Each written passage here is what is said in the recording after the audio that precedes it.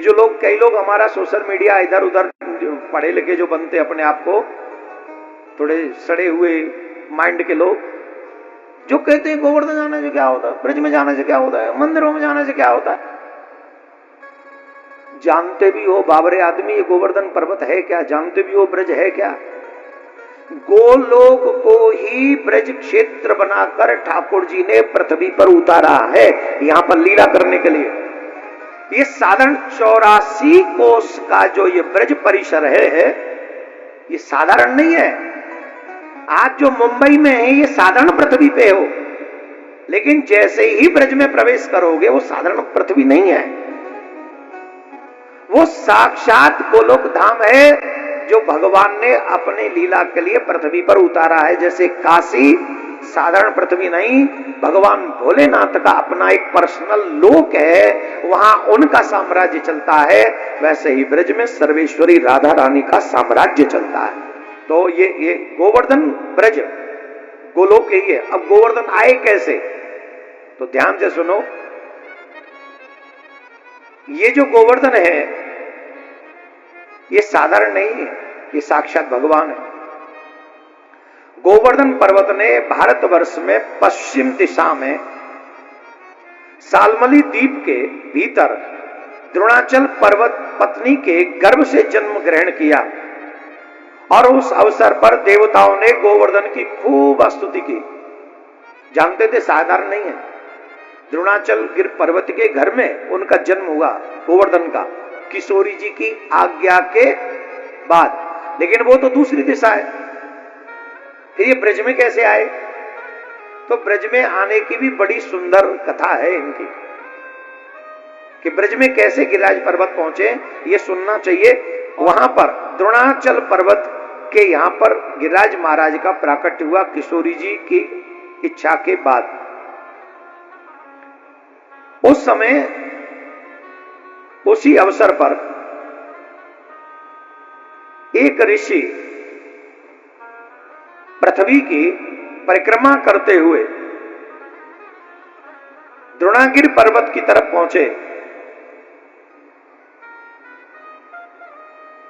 और द्रोणागिरि पर्वत पे पहुंचकर पुलस्त ऋषि ने देखा गिरिराज पर्वत को।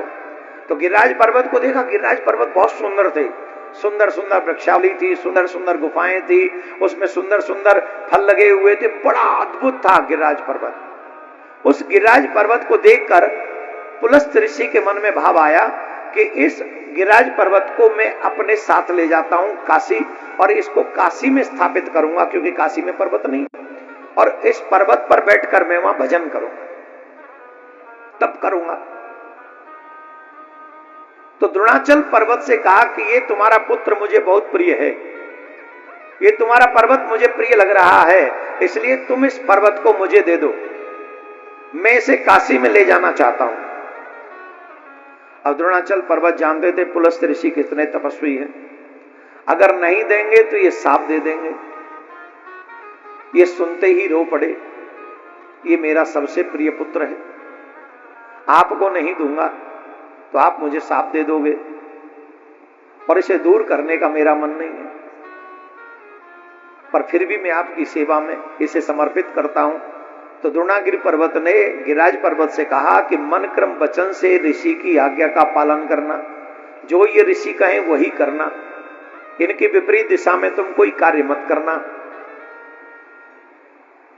गिरिराज पर्वत ने कहा महाराज सुनो, एक शर्त है हमारी, देखो इस बाल्यकाल में ही आप हमको हमारे पिता से दूर कर रहे हो, कोई बात नहीं, हम आपकी इच्छा के लिए चलेंगे, पर हमको बताओ इतना हमारा विस्तार है, हम कोई छोटे मोटे तो है नहीं, इतने विस्तार में हमें, मेरा ये जो शरीर है वो 8 योजन लंबा है, 2 योजन ऊंचा है और 5 योजन चौड़ा है, ऐसी दशा में आप मुझे कैसे लेके जाएंगे। तो पुलस्त ऋषि बोले बेटा तुम हमको जानते नहीं, तुमको हम आराम से अपने हाथ में रख के ले चलें, तुम्हें कोई परेशानी नहीं होगी, हम लेके चलेंगे। तो गिरिराज पर्वत बोले मानने वाले नहीं है, तो एक शर्त रख दी बीच में, बोले महाराज एक बात। बोले क्या।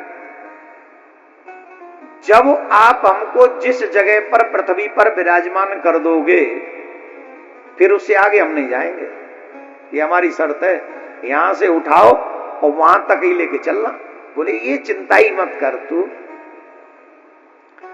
अब वहां से प्रारंभ किया और लेकर चले द्रोणगिरि पर्वत से, चलते गए चलते गए चलते गए चलते गए, और जब ब्रज में आए तो ब्रज में पहुंचते ही अपना पूर्व जन्म याद आ गया, गोलोक की लीला याद आ गई, किशोरी जी का भाव याद आ गया, श्री कृष्ण की आज्ञा समझ में आ गई, और सब बोले यहीं के लिए तो मैं आया हूं, यहां से आगे तो मुझे जाना ही नहीं है, और ऋषि है कि बनारस में ठहराएंगे, काशी में ले जाएंगे, अब मैं क्या करूं। तो उन्होंने कहा यही तो मेरे प्रिया प्रीतम की इच्छा है। तो उन्होंने क्या किया, उन्होंने अपना जो भार था वो बढ़ाना प्रारंभ कर दिया। कि हम जैसे हैं वैसे ही नहीं है हम, ये जो पर्वत हैं ये भी साधारण नहीं है। अरे साधारण तो हम भी नहीं है, बस अपने स्वरूप को भूले बैठे हैं हम सब। हम वैसे थोड़ी हैं जैसे हम दिख रहे हैं अभी, हम लोग ईश्वर के अंश हैं, बस गलत लोगों का संग कर लिया है, गलत एडवाइजर मिल गए हैं। तो व्यक्ति का कैरेक्टर वैसा ही होता है जैसे एडवाइजर होते, जैसा संग होता है। शराबियों का संग करके शराबी हो जाते, ज्वारियों का संग करके ज्वारी हो जाते, मदारी का संग करके बंदर बन जाते हैं, और किसी साधु का संग करें तो साधु बन जाते हैं। गिरिराज भगवान जब ब्रज में पहुंचे तो उन्होंने अपना भार बढ़ाना प्रारंभ कर दिया, खूब भार बढ़ा दिया। अब तो ऋषि भूल गए कि क्या शर्त है, तो भार बढ़ा तो थोड़ा सा अनकंफर्टेबल तो होते ही अनकंफर्टेबल हो गए। तो उनको लगा कि थोड़ी देर रेस्ट कर लेते हैं और शौच इत्यादि भी हम कराते हैं, क्योंकि बहुत देर से चल रहे हैं, बहुत दिनों से, तो वहीं स्थापित कर दिया और शौच करने चले गए। स्नान आदि करके वापस आए और उठाया तो अब उठे ही ना। बहुत प्रयास किया, उठ जाओ उठ जाओ उठ जाओ उठ जाओ उठ जाओ उठ जाओ, कोई असर नहीं। तो गिरिराज से कहा पुलस्त ऋषि ने, भैया हमारा श्रम है, हम तुम्हें वहां से यहां तक लाए हैं, अब थोड़ी सी और रह गया, मथुरा से काशी चलना है, चलो। बोले महाराज आप अपना वचन भूल रहे, आपसे हमने वचन लिया था जहां आप हमें पृथ्वी पर रख देंगे फिर वहां से आगे हम नहीं जाएंगे।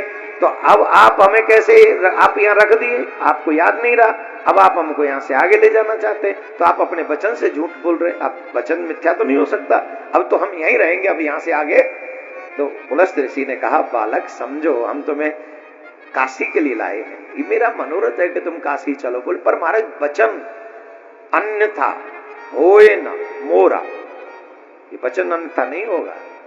तो अपने मनोरथ को निष्फल होते हुए देखकर पुलस्त ऋषि ने शाप दे दिया, हम तुम्हें शाप देते हैं कि तुम एक तिल नित्य पृथ्वी में धंसते रहोगे, नित्य एक तिल। और तब से लेकर आज तक गिरिराज पर्वत नित्य एक पल, एक तिल नित्य क्षीण होते हैं, पृथ्वी में धंस जाते हैं। और साधु संत ऐसा मानते हैं जब तक पृथ्वी पे गंगा है, जब तक पृथ्वी पे जमुना है, जब तक पृथ्वी पे गिरिराज पर्वत है, जब तक पृथ्वी पे भागवत है, तब तक पृथ्वी पे कलयुग का वो असर नहीं दिखेगा जो कलयुग का प्रमुख प्रभाव है। अभी जो कलयुग का प्रभाव दिख रहा है ये तो बहुत कम है, इससे भी खतरनाक समय आने वाला है। और वो जो खतरनाक समय आने वाला है वो हृदय हिलाने वाला है। हम कल्पना नहीं कर सकते कैसा समय होगा, वो सोच नहीं सकते, हमारी सोच नहीं जाएगी वहां तक। भागवत के अंतिम में जब कलयुग का वर्णन करते हैं, कलयुग के राजाओं का वर्णन करते हैं, कलयुग की प्रजा का वर्णन करते हैं, तो हल्की सी बात बताएं, इतनी हाइट रह जाएगी, चने के पेड़ के नीचे बैठ के छांव लेगा कलयुग का आदमी। और रिश्तों की ये दुर्दशा हो जाएगी, किसी को पता ही नहीं होगा मेरा बाप कौन है, मेरी मां कौन है। और भुखमरी इतनी हो जाएगी, रोटी के एक टुकड़े के पीछे वो नदी में कूद जाएगा जहां प्राण निकल जाएगा, उसका जान ले लेगा किसी की। अब हमको एक बात बताओ, जब हम आज की कंडीशन में जहां कथा है, जहां गंगा है, जहां जमुना है, जहां भागवत है, जहां गौ है, ऐसी स्थिति में भी अगर हम अपना कल्याण नहीं कर पा रहे हैं तो आने वाला समय जो बहुत खतरनाक होगा, क्या हम उस समय में अपना कल्याण कर पाएंगे? जोर से बोलो, जोर से बोलिए। इसीलिए कहते हैं अभी नहीं तो, अभी नहीं तो, अभी नहीं तो अभी से लग जाओ कल्याण करने, अपना कल्याण। अरे अपनी चिंता तो करो, अपने बारे में तो सोचो, औरों के बारे में बाद में सोचना, पहले अपने कल्याण के बारे में। और क्या करें, बाबा जी हो जाए? बिल्कुल मत हो जाना बाबा जी, बाबा जी नहीं होना। घर में रहकर गृहस्थ के काम करते हुए ठाकुर जी से मिलना है, इस उद्देश्य के साथ अपना जीवन जियोगे तो ये लोक भी सुधर जाएगा और परलोक भी सुधर जाएगा।